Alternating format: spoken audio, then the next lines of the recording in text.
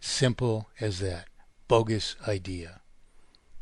By mere pretenders of solution. Steven Zarlinga and Dennis Kucinich. Destiny Production, spelled with an I instead of a Y. Pretended a monetary authority. Advocating money makes the human worthless. These are the ideas this purported lawful bank rises up with at the 11th hour to contend with itself. And yet, it provides no arguments by which it should prevail over all of these ideas. Why can I articulate these things? Because I understand this fact of singular solution, which translates immediately to arguments against all these preposterous ideas. We have G. Edward Griffin, Austrian economist first. He wrote a paper even trying to disprove my thesis of inevitable failure, saying that a person could wax the floors at the bank at night and reabsorb the interest without having to borrow into circulation, without having to borrow it into circulation. Yes, indeed, they can. I've realized that since I was 16 years old. I originally had this idea of mathematically perfected economy, but accounted for the whole math, not just a tiny part of it.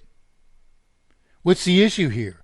All of us have to be able to do that to the extent of all the interest that's being paid on all debt in order to absorb just the interest without multiplying artificial indebtedness in proportion to the circulation. All of it has to come back, not $80 from one bank for one person. All of it for all of us. And that is mathematically impossible. And if G. Edward Griffin really understood the problems, he would say so. He would say how. Instead, he's rewriting his book after my essay disproved his proposition that we could wax the floors at the banks, and this would account for all the interest that we're paying on all indebtedness, which interest, of course, is a multiple of the principal, and the principal itself only the principal represents all of the property even that's in existence. I mean, the idea is incredibly ignorant or naive to conceive that because you could earn some money back from the bank, and how many people do you know that are working for the banks that are making all that they pay in interest back from the banks? How many? Count them. Most people can't name one when you ask them. So G. Edward Griffin, preposterous. But yet, now he's rewriting his Jekyll Island, Revisited, which he, of course, originally plagiarized from Mullins. And of course, this thesis of inevitable failure will be part of his, quote, his, unquote, book. And though it wasn't his idea, though he was proven wrong, actually trying to prove the opposite, he's going to claim it for himself, and bet your last dollar he raises yet another proposition of solution with flaws in it. If he had integrity, why wouldn't he just agree with mathematically perfected economy? We have Glenn Beck, who never reported on monetary impropriety until we wrote him about mathematically perfected economy. And so now we have Alex Jones claiming Beck is stealing from him, whereas in fact Paul Joseph Watson has been on my mailing list for 10 years. And this is where my ideas have gotten to Alex Jones as well. He's had on his pages the same quote of Jefferson, which has been denied by academia that Jefferson ever said, which comes from my pages nonetheless, because I preserved it for my reasons.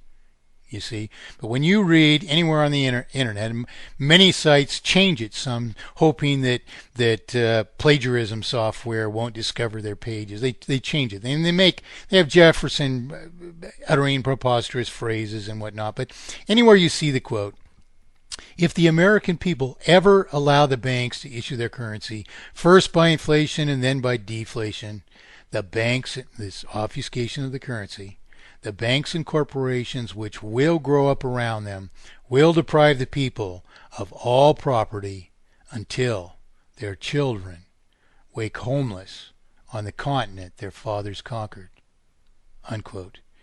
When you see that on the internet, that comes from my work and my pages. We have, and yet Alex Jones has claimed to have found original sources of it. You check those sources out. And he's crying that Glenn Beck is imitating him. Well, he's imitating me, and so is Glenn Beck. You have global research promoting Ellen Hodgson Brown, who's all over the map, advocating interest in the beginning. She actually asserted to me in a debate, online debate we had at Op-Ed News, that interest wasn't the problem. Now she's advocating spending money into circulation. How do you imagine that is? If she wasn't defeated on a preposterous proposition by yours truly. Who's fighting all these wars? And yet all these people are rising up in greater numbers than ever before. And I must say, incredibly stupidly, because what's the point? What's the genuine authority? So she advocates this wrongly, then she advocates that. She's all over the map, and now she's advocating the thing that we disproved, invalidated in last week's program, spending money into circulation. And where does that idea come from? When she first came into the public fore, she was not even, she has no background as far as I know. In fact, the way it's been explained to me is she basically shopped around for good ideas and decided that this was the best one to plagiarize because it had the most money in it. Well, she originally advocated that this Pennsylvania currency, which is what I explain in my parable of perfect economy, Mike Montagne's words issued through the fictional mouth of Benjamin Franklin. I took the explanations down, which said it was just a story, which of course his title indicates, and any credible researcher would discover because there's no account of this in history. She claimed that this Pennsylvania currency was the most brilliant banking model in our nation's history. And when I apprised her that those were my words, not Benjamin Franklin's, she simply retracted the claim. Same model, same virtues, but no longer is it the most brilliant banking model. She's stuck on banking. We got to have banking. It's got to be a bank, But it's not the most brilliant banking model if, in fact, I'm the author of it. So now what is she advocating? What is it, in Nebraska or North Dakota State Bank, without, of course, citing a principle.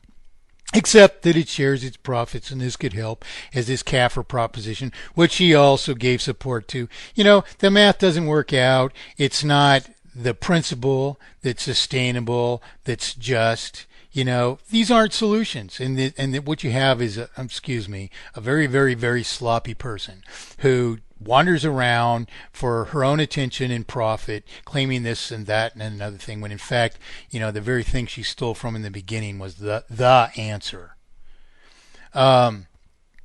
So global research, promotes her, and, I've written a few times about her, and they will never answer to me. No angry letters. Polite, but no answer whatsoever. Why?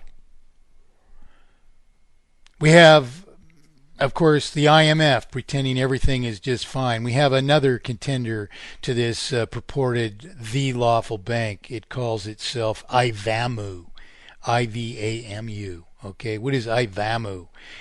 It doesn't even say what it is. It promises, the site promises to accomplish the objects of mathematically perfected economy, as do many others. There's another one online I just was looking at just a while ago, and it's, what is it? Renegade Economist, It's just a name. It has no pages. It just says it promises, and it's been this way for weeks or months, It promises that they'll have some online presence. And what are they going to do? Are they going to introduce any new material to this? Absolutely not. I'm sorry. The issues have been argued and established to the point of exhaustion and absolute proof. It's simple. There is one and one only solution to inflation and deflation. There is one and one only solution to inherent, irreversible, and therefore terminal multiplication by this obfuscation of the currency. And the combination of those two solutions is the only thing that also solves systemic manipulation of the cost or value of money or property. Simple. Plain and simple. Period. That is the solution. We have all kinds of further alternate currencies as this purported lawful bank claims to be introducing the alternate monetary system, TAMS it calls itself. What are some of these other ones? We've got, for instance, Let's, which was backed by one of my early plagiarists, a guy who calls himself Tommy Usury Free, who was selling my Parable of Perfect Economy for profit from up in Canada. Let's. Well, Let's doesn't solve anything or we wouldn't have the problems. It claims yet to solve the problems, but it doesn't show how. It can't show how. Because does electronically trading some of our work for others of our work eradicate the multiplication of debt which is occurring all the while? Of course not. Not until you have the monetary equivalent of barter across the entire system. But restoring the individual right to issue promissory obligations free of exploitation, can you sustain all of the prosperity that we are capable of? So Let's is baloney. We've got I think another name they give for it is Ithaca Script. We've got Margaret Kennedy over in Germany, who's been ambitiously plagiarizing my work since the early days of the formal internet, 10 years after it was online, on public bulletin boards where I'd posted my documentation to the Reagan administration, complete with binaries and source code for the computer models, which projected the present failure would occur at approximately 2010 AD. She's been plagiarizing me since way back when, and to what conclusion, to what additional introduction of useful material. What do you need to know beyond this simple obfuscation of the currency? We have Matt Ty. These are just people that I have and issues that they raise that I've had to deal with in recent history. Matt Taibbi, who to my knowledge at least, never wrote about monetary impropriety until I wrote him, long before the present crisis, who insisted several years ago that on the Bill Maher show that everyone knows that banks have to issue the money. Where's the authority there? You can complain about all the improprieties of these financial people, but until you eradicate the root of the problem, you're going to suffer those improprieties in one way or another. So, what's the deal, Matt? You can find me. You've crossed my work. I've written you. You haven't answered me. Why not? So you could run off and be some hero yourself, claiming about the inconsequence when the root was the issue, which is what I was trying to tell you from the very first. This is preposterous. We have Michael Rivera now, who, Michael's said some things that are, pretty profound, but now he's crudely imitating my pages, and I'm sorry, he's not giving a veritable account of history or the underlying thesis. It's just imitation, disguised in such a way as if he's the original thinker behind it. And I'm sorry, he's not, and he's not giving you the real story. All this is divisive. All this is divisive because we can't unite unless we maintain the original integrity of the thing we have to identify to understand what the problem is. And we have to understand that because nothing less and nothing else paves the way to understanding solution. So we've got the money is debt people. There's another alternate monetary system to this lawful bank. Okay. Now, an interesting thing in relation to this is the person that's founded this purported lawful bank. We've had our discussions. We had a discussion, an initial introduction, which Mark Giles in England arranged and participated in. And this person who has started this purported lawful bank was to get a explanation of the